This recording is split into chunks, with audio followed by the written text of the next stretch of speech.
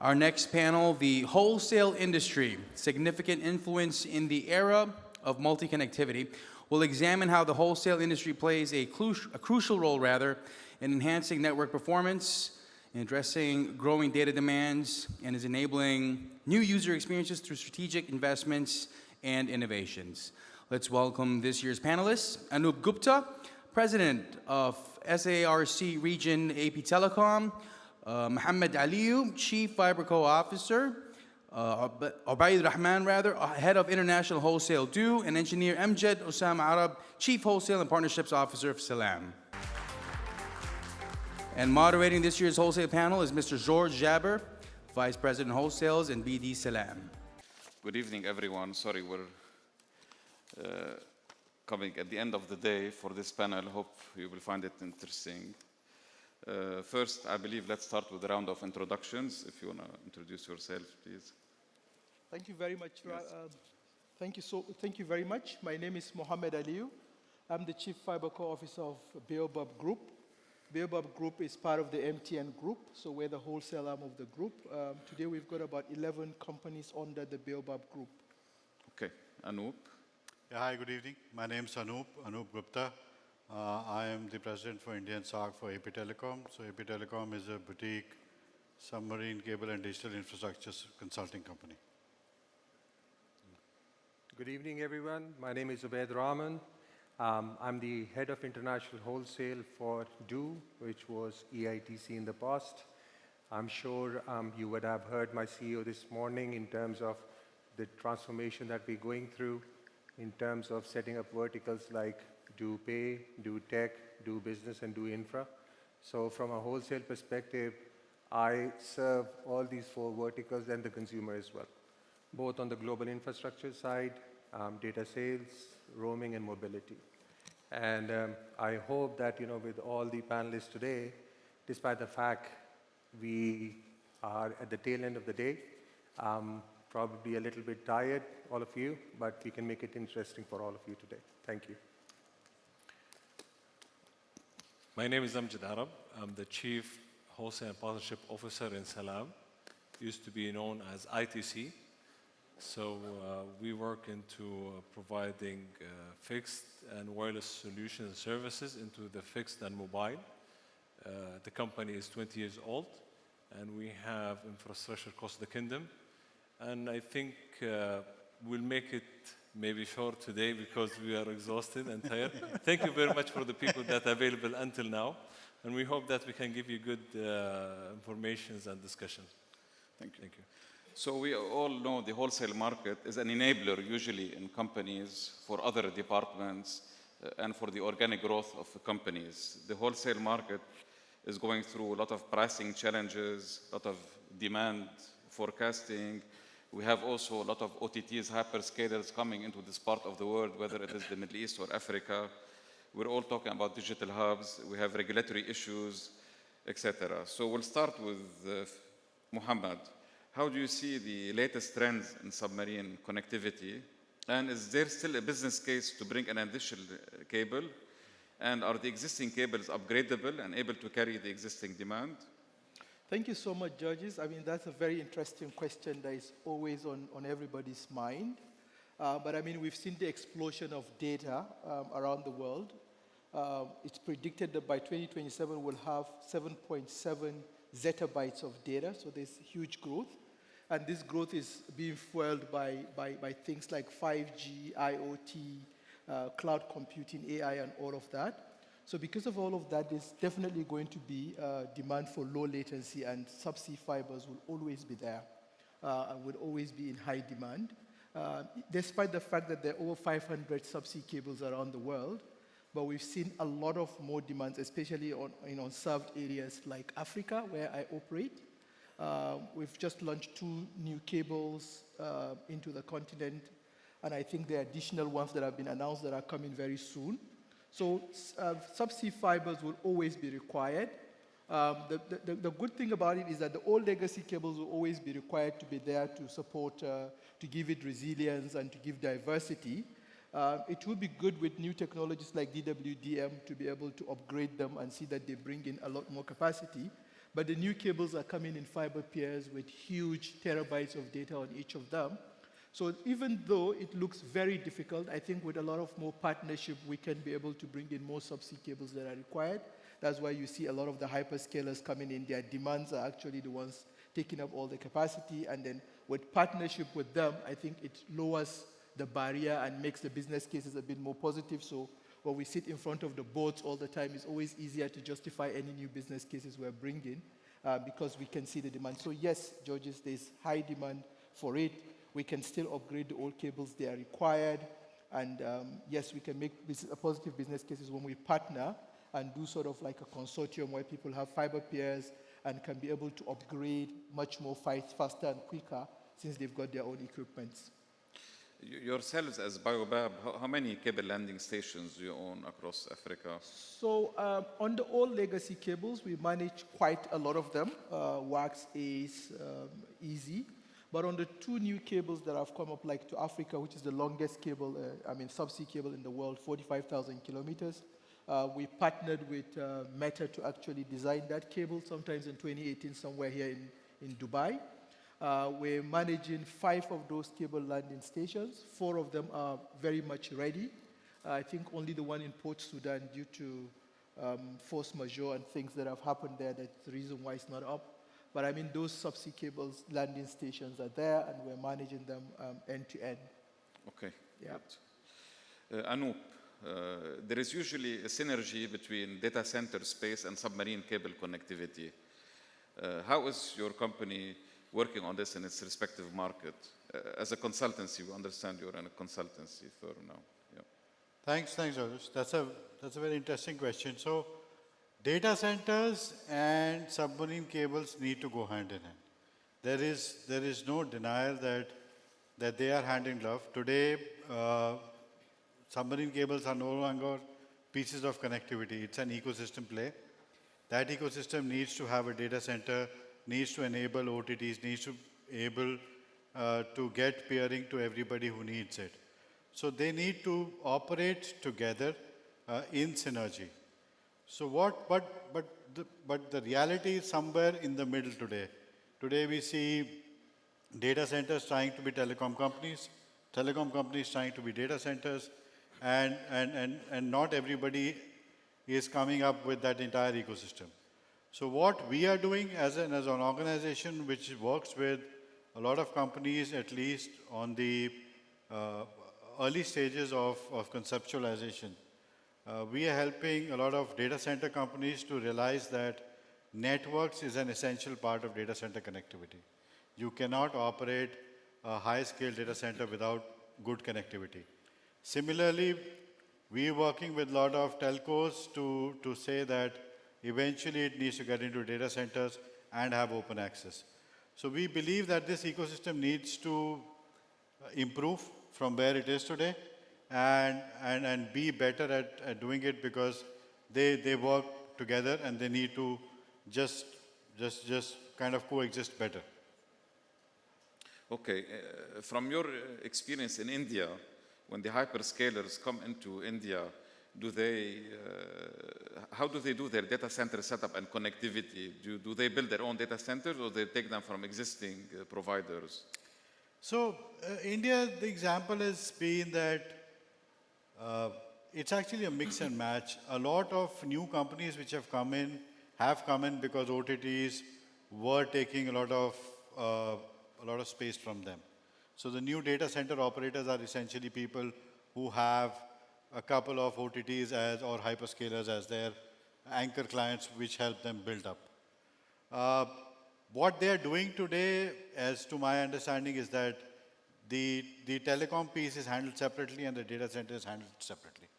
So the telecom operator will get connectivity to the data center, and the data center guy will just do their piece, which is actually at times limiting for either of the two parties. So both of them, the data center companies essentially are today trying to get into telecom space and no longer think that networks is not their problem. So that ecosystem is being built, but it's still early stages. Okay. Obaid, we understand in wholesale there are a lot of pricing challenges these days. So is the decline in IPLC and IP transit prices in your market pronounced year after year? And what measures is DO taking to sustain the wholesale data business? So before I delve into this question, I just want to touch base a little bit on the whole ecosystem and how does it basically reflect on the erosion in IPLC and IP transit as well. So, first thing first, as both my colleagues said, the foundations are clear. There is growth in the wholesale sector in general.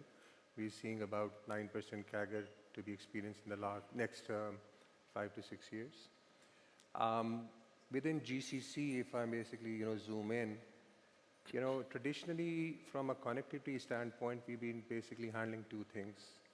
One was the organic traffic that we needed to basically bring to the region for eyeballs, for consumer, for enterprise. Obviously, it got accentuated with hyperscalers coming in, content providers coming in, gaming companies coming in. Then the second part that we've been looking at in the past is the transit route. Rightly so, we sit on the east to west route. Naturally, GCC or Middle East has been on the maritime path, so it made natural sense. So those were the two roles that we've been playing. And that's where the IPLC and the IP transit story comes in. Yes. However, if you look at DO's journey, when we talk about, as Anu said, that yes, DCs and subsea cables have to be together. They are part of the whole value chain or the same value chain. DO had already taken this step about 10 years back in the shape of Data MENA. Right? So we partnered with Equinix to have one of the most digitally dense ecosystems in the region at this point in time, more than 200 partners. We serve cloud, we serve content, we serve gaming and all those things. However, and the other thing is we have the UAE Internet Exchange as well in partnership with DGIX. Now, if you drill down deeper, yes, there are underlying currents which is eroding pricing on IPLC and IPT, but the demands are changing now. Hyperscalers require more unique propositions. They have complex demands. It's not only end-to-end connectivity anymore. And that's where I see when you say that, what is the erosion? Yes, there is erosion. But how are we tackling? We are providing end-to-end solutions rather than just connectivity, through Data MENA, through UAEIX, through our enterprise play, partnering with hyperscalers in the region. So it's basically enabling that whole ecosystem going forward. That kind of compensates for the erosion that we might experience or are experiencing in IPT and IPLC. Okay. Amjad, yeah, hi. So partnerships play a vital role in the wholesale ecosystem. What strategies does Salam do to foster successful collaborations, particularly in the context of digital transformation?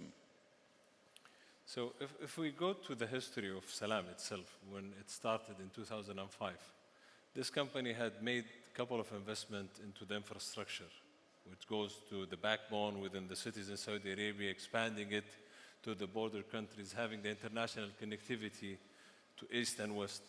From that perspective, you had building the foundation of that capability. Without this, you cannot have that kind of infrastructure that enable you to provide digital services. We thought in the transformation journey that we are having today in Salam is that we need to streamline an initiative that really make Saudi Arabia with the neighbor countries the digital hub for the region and streamline how we can attract those hyperscalers. So from our point of perspective, we had kicked off an initiative in Connect World last month in Riyadh, where we had an initiative called the CDN initiative. The idea here is that we would like to promote the region and Saudi Arabia in particular in the area of attracting the CDNs, where we can attract the cloud platforms, content platforms, and gaming platforms. From that perspective, this will enhance the journey of those providers of their services. The end user in the consumer, they're gonna have a journey that it gives a positive customer experience with resilience infrastructure and at the same time lower latency. From that perspective, we feel that having this, it's like a pillar to enhance, and from there it can be scaled up into providing the other services that the market is eager to have, and when it goes also to the AI, the subject of the year, and beyond. Oh, good. Mohammed, back to you. A question on about the location in Africa for Bayobab. How does it affect your wholesale strategy? Thank you very much. I think for us, we see Africa as a great opportunity. 47% of the population are still not connected. It's the fastest growing continent in the world in terms of population, and 60% of that population is actually youthful. So there's already a market. We also see ourselves as a hub in between Middle East, Far East, as well as Europe and America. So we see an opportunity whereby we are a hub and everybody will have to come through. For example, some of the challenges we've had recently with some of the corridors, we had to reroute traffic on the other side. And that's why for Bayobab, we're actually looking at crisscrossing the continent, of having like an east to west connectivity where we can connect the east coast of Africa directly to the west coast of Africa and then connect them to the rest of the world. So we see, apart from being a big market, we also see it as a hub because it falls in between regions. And as such, we see a lot of consolidation of traffic, of the CDNs and all of that, because as we manage them, that's what we see. Our parent company, MTN, has been operating in the continent for 30 years. So based on that, we understand the dynamics of all the countries in terms of regulations and all of that. Bayobab, as a wholesale arm of it, has been there for 7 years now and growing stronger year on year. And as such, we're poised to see that through partnerships and through bringing everybody together, we can actually do a lot and make Africa a hub. I have a favorite phrase where I say, if you want to go fast, you go alone. If you want to go very far, you go together with others. So Correct. for us, we Good one. believe Africa, it's a good hub. Okay. Thank you. Anoop, as a consulting company, APTelecom, what are the new initiatives that you are doing to promote digital connectivity in emerging markets? Thank you. So a lot of initiatives today that we promote is one, we see a lot of demand coming from emerging markets which, so just to kind of understand, today internet is very, very important. Everybody needs to be connected and always connected. You know, while sitting here, everybody since in the morning has been talking about 5G, AI, but one should realize that it all relies on internet. And if you look even further, internet relies on submarine cables. So if that is true, all countries today need a lot of connectivity, not only just, just to meet today's requirements, but to meet requirements of the future, which are continuously growing. So what we have seen is that emerging markets need connectivity, a lot of it, but they really don't know how to get it. So that's where we come in as an enabler to ensure that they are, one, building the ecosystem right, doing it the right way, and also having the right partnerships in place so that when the connectivity comes in, the problem is not kind of changing faces from one to the other. They get what they want, and they are not fine prints which people realize later. So that ecosystem is what we are building. We work with our clients, we work with our partners across geographies to say that, listen, why don't you partner with 1, 2, 3? We've seen that in geographies where, somebody wanted to build a cable but did not have enough resources. But if 3 people in different geographies came together and built one cable, it made economic sense. We are currently building a cable in the Pacific Islands, which are really hard to reach places, but we could manage to get some funds out of US sources to fund that project. So overall, we are saying that we understand the importance of digital infrastructure. We believe that that's the future. we need to enable geographies which need connectivity but not have been able to. So we are doing a lot of that through our partnerships and what we do. Okay, and what do you label usually as an emerging market? What do you consider an emerging market? Which So emerging markets today, I don't have a definition, but Africa, not all of Middle East, but Southeast Asia, South Asia, Yeah. these are markets which today, and LATAM are markets which definitely need a lot of connectivity. Okay, good. Obaid, the location of the Middle East and the Gulf is very strategic, is a link between East and West, right? How does it affect your wholesale strategy?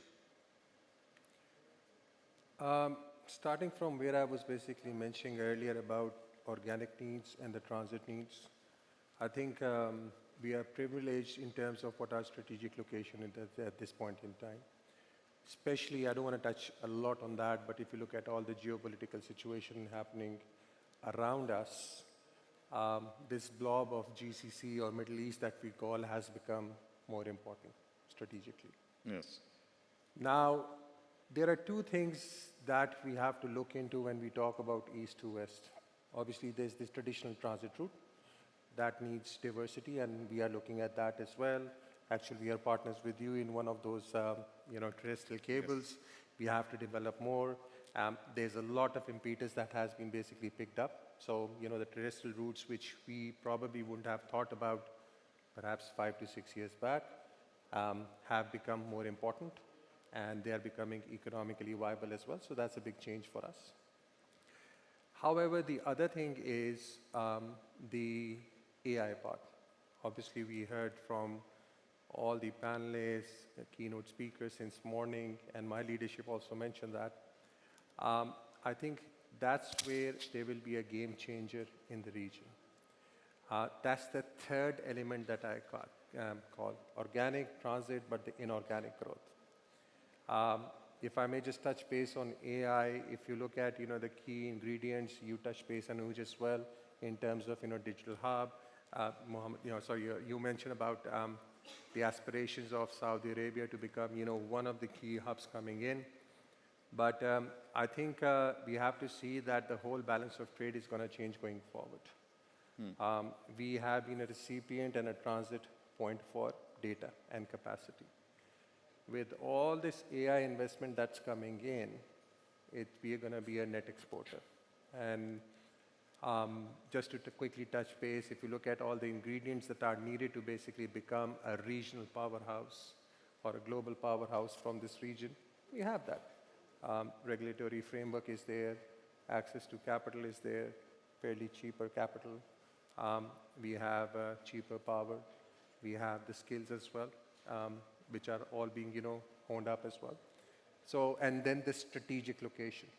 Yes. So, to answer your question, I don't see that we, the regional operators, will just only play a role of transit hub from east to west or vice versa. We will be basically connecting and providing both compute and then storage and cloud, power to the wider region and beyond, be it Africa, be it Asia, and be it towards Europe. It's all about econometrics. And for our knowledge, how many submarine cables do you currently land, and how many you will have after 3 years from now, 3 to? Look, at this point in time, we've had the journey that we've had thus far was more so on the organic part of our business. Yes. We have eyeballs, we have a very wide enterprise customer base. So I'm just building up to the answer. We have about investments in 5 direct cables at this point in time. But given that we've changed gears, we're looking at inorganic growth, and we have a right to play in there. The number is going to increase rapidly. We will make a few announcements soon. Okay. But again, these are our direct investments. In terms of, if you count all the swap deals, where we basically look for diversity, it goes to 12 or 13 at this point in time. All right. Amjad. With Salam's focus on emerging technologies like cybersecurity and cloud solutions, what role do you see the wholesale sector playing in driving digital transformation for businesses and consumers in the region? So for sure, it's a very important role. Again, without having this kind of infrastructure that the wholesale is enabling through the infrastructure, the national, the international, having the data centers to host, having the technology, network technology, this services cannot happen. It's three main verticals now in advanced connectivity. You're going to have that connectivity, that data center with the hosting, and the network technology. Having those, you're going to have the cybersecurity and cloud services available. Consolidating this, you're going to have the generative AI and the applied AI. So it's integrated. But without having that digital foundation, it cannot happen. And without having the real partnerships in building this ecosystem, it will never happen. For example, touching back on our initiative on the CDN, we made this complete infrastructure. We had built it, we had enabled it, but again, the CDNs who's coming to Saudi Arabia to localize their content, if they don't have a good internet, a good space and hosting services for them, and the international connectivity, they're gonna not be there available. So it's complete. And having this partnership with them is something that makes them eager to come and happen. And any issues that happen in the network, for whatever reason, internationally, globally, you're still available and you're working through the national peering and so on. So yes, definitely it's very important, and it enabled the consumer and the business to generate their revenues at the end. Yes, and the question on Salam. Salam, we heard, is doing also a lot of initiatives to become more of a digital hub, especially as for Saudi Arabia. And we heard recently there is an agreement with the MCIT to collocate CDNs in the country. So Salam is doing many initiatives also around this area of digital infrastructure. And exactly. So the idea here came behind that we would like to localize the content. Today, it's not how much big your network is or how much submarine cables you have or how many data centers you have. It's all about how you can provide that solution in a package that the company that's gonna leverage this, they're gonna have a good service with an SLA, and the end user at the end who's leveraging this kind of content or cloud services, they're gonna have a quality of service. So yes, and from that perspective, yes, we had a strategic deal with the ecosystem, the ministry there, and we're trying to support the vision by attracting more internationals to be in the region. okay, good. Mohammed, a question maybe that will be interesting for the audience, because we know we have a lot of audience here. Maybe they are involved in voice, SMS, and roaming. So we see a lot of people now using eSIM when they travel. We see a lot of voice applications. What's in your view, what's the future of this business? How do you see the voice, SMS, and roaming from the wholesale perspective evolving? This is a very interesting dynamics. I mean, with the eSIM, it makes the physical SIM no more attractive. It means people can now have a SIM, especially for roamers. They travel everywhere. They don't need to go and get the physical SIM. They can just embed a number on their eSIM, which makes it very seamless and easy. And we see that affecting the roaming revenues, definitely. So I think for us to be able to retain that, and it's affecting us, definitely, is to bring about more innovations within the roaming space, make it much more affordable, much more attractive for us to retain that revenues. But I mean, it's there, it's coming. On the platform side, where we see a lot of people shifting, especially using VoIP, and taking away a lot of our breakfast, sometimes lunch, and they're even threatening our dinner these days. We also need to be a bit more creative, because with 5G and the VoLTE, definitely the voice, it's suffering, and we can see it within our markets as well. So it also, I mean, challenges us to be more creative in terms of the kind of proposition we give out there to make it more attractive and that. Same thing with the SMS. We also see that challenge coming in there, especially the A2P SMSs, because we see a lot of the hyperscalers these days using other channels to do authentications, which is the rich media, where you can find Yes. it will be much more interactive with a voice follow through and all of that. So we feel the challenge, and we believe in that aspect. What will also keep us going is if we do partnership with those hyperscalers. If we can't beat them, you join them. But it's very, very interesting things that I think the whole industry is looking at and is feeling that pain, and as such, we need to bring in creative ways to make sure we retain the revenue and be on top of it. So if we look at the last 3 years for your voice revenues, how did they evolve? Well, we see a decline, but to be honest with you, the decline is not as steep as you see it in other markets, especially in Africa. And that's because of the technological advancement there. I mean, there's 5G, but it's not everywhere. You still find a lot of people on 2G in some of the unserved locations. So revenue, I mean, voice is still king to an extent, but then we need to plan for the future. And that's why we're fastly, accelerating the rollouts that we do.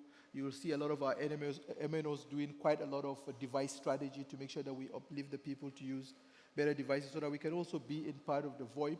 We've also signed up strategic partnership with some of the hyperscalers just to make sure that I think we're the first to bring in the WhatsApp for Business in the African continent as an example.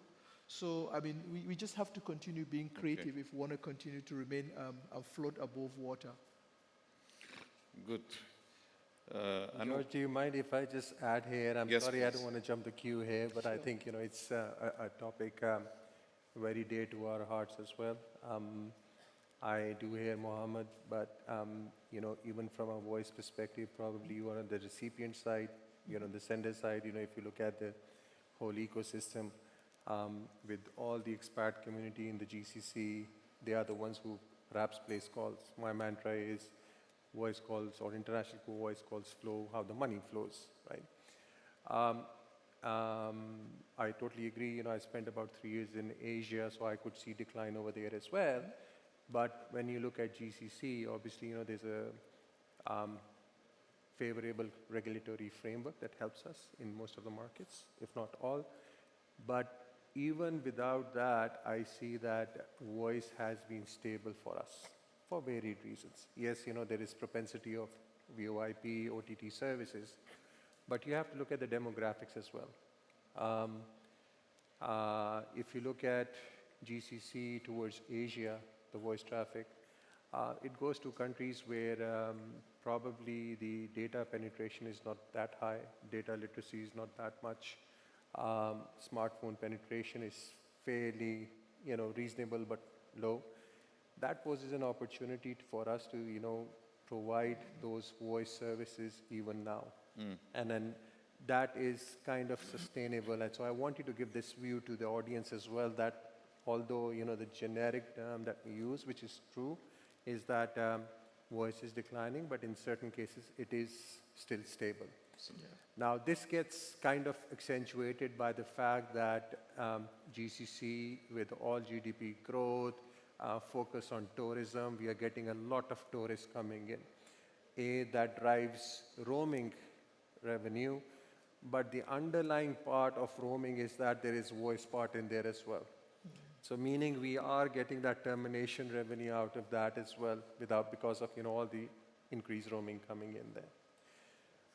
Having said that, I'm sorry I've taken a little bit of more time, but one point I want to basically mention here on eSIM is eSIM on the roaming side is, if you look at it from an outside-in view, for us as MNOs, it's disruptive, because you have to see that roaming was one of the best use cases or a killer app that GSM Association had created, about, God knows, 15, 20 years back.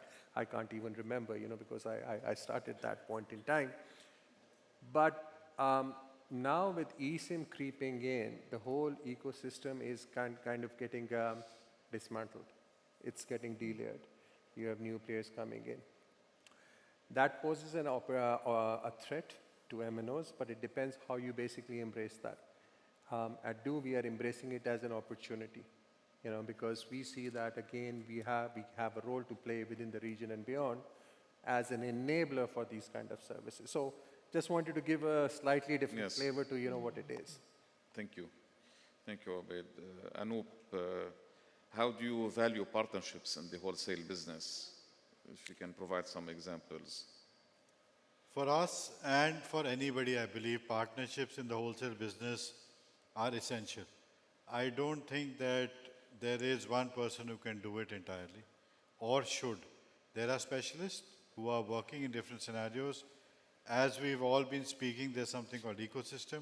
Today, pure connectivity is moving into ecosystem play. If an ecosystem has to be built, it has to be around partnerships. Those partnerships, I would divide into two parts. One is on the supplier side, where if you are giving a service to a customer, then how is those partnerships coming in to give that service to customers? The other partnerships that I see is between wholesale players, not only just in country but in the region, right? So a lot of people come together to say that if there are 5 people like in the GCC, or we've seen in Southeast Asia, like there was a cable which was coming in. So a cable which was to be built between Malaysia, Thailand, and beyond, but could not because there was no scale. But what happened is that we knew that the Indonesians needed it. We knew that the people from Vietnam needed it. Bring them together, get a partnership going, building with multiple economies of scale really helps. So at the end of the day, if this wholesale ecosystem continues and needs to thrive, it has to operate on partnerships. So we are very, very strong, at least on advocacy, that we need to all work together. Thank you, Amjad. How can wholesale partnerships contribute to building sustainable telecom ecosystems? So let us look first on the demand. What is the new demand that we have today in the market? If we go to the AI again, so we're going to see that with some number of statistics, that in 2023, nearly 33% of the business globally, they had used ChatGPT, okay, according to McKinsey. And it is expected this year to reach around 65%. The direct investment in AI today, in 2023, if I recall, it was $19 billion. This year is expected to reach $40 billion, and 2027, it might go to $150 billion. This kind of investment and demand is creating, it is going to go for investors to be attracted in this area. This area will impact the global GDP with $4.5 trillion, which is equivalent to China GDP. So this is the huge demand. This is something going to come in the near future and beyond. For such, we need to build such capability. We need to have initiatives. Each country, each region, they have their own initiatives to cater for such and attract. If we go to Saudi Arabia, we have a project worth of $18 billion until 2030 for data center. If you talk about submarine cables, we have today within Saudi Arabia nearly 15. It's going to go to 21 by 2030. And if you talk about the landing station in Saudi Arabia, today we have, I think, around 5, 6. It's going to expand to reach more than that with adding 4 more. I'm trying to say this, that without having that proper infrastructure to cater for that demand and having that initiatives for such, it's going to happen. Now, this is one part of it. How the ecosystem can support this project to happen and to attract for the business to happen and serve the demand of AI, we can see that majority of the telco companies that they have massive infrastructure in national, international, towers and so on, they're becoming specialized. By carving out some of their assets to be focusing on that, and in Saudi Arabia we have a company working in towers, we have multiple companies working in fiber infrastructure, and we have multiples that they work in data center. Now this ecosystem going to happen. We are not going to reinvent the wheel. This is the area of partnerships and how you can build proper business model that can cater for such. Having this, all going to win. Having money is not only the option to invest. You need to have a smart investment.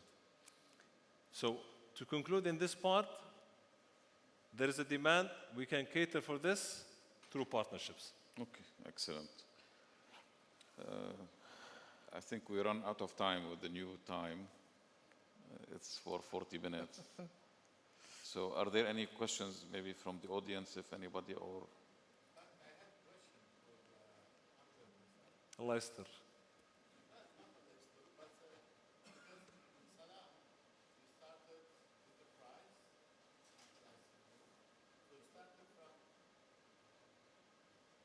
Salam, you started with infrastructure wholesale, focusing on enterprise in Saudi.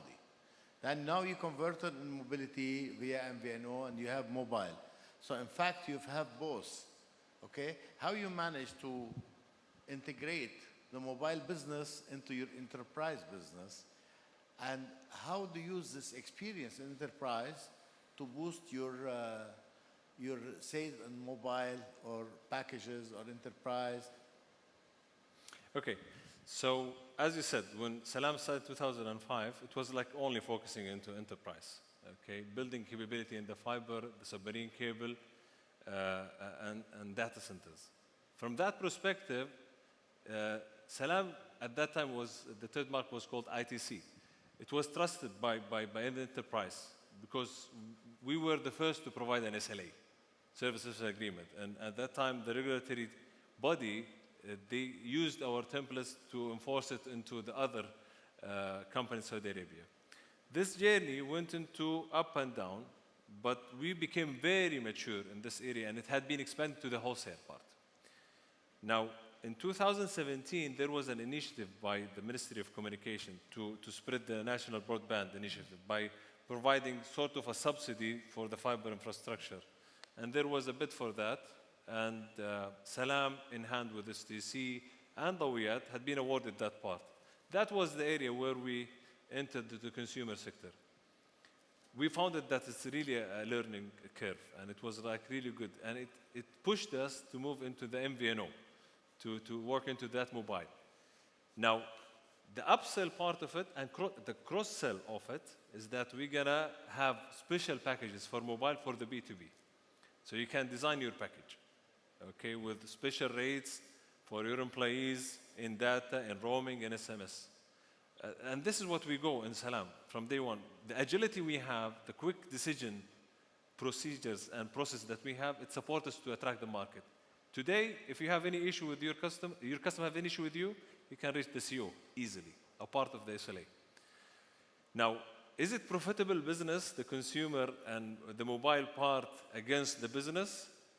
Definitely the business is better. The net margins in the business sector, it is double digit and in the higher side. And as much as you add ons and you do provided added services, packages, you're going to increase the unit profit. The consumer part, the competition is high in Saudi Arabia. We have 3 MNOs and 4 MVNOs. So you can imagine that if you don't have that go-to-market strategy clear, your margin is like scratch, and it's good for cash. As a cash, to have money in the company, to get, it's good. But the profitability is coming from the B2B in my point of view, and as far as the numbers I see. And it's answering to you, yes. The mobility is adding, inshallah, a good value to give a full package in mobility and fixed for the business sector. Thank you. Welcome. Shukran, yeah.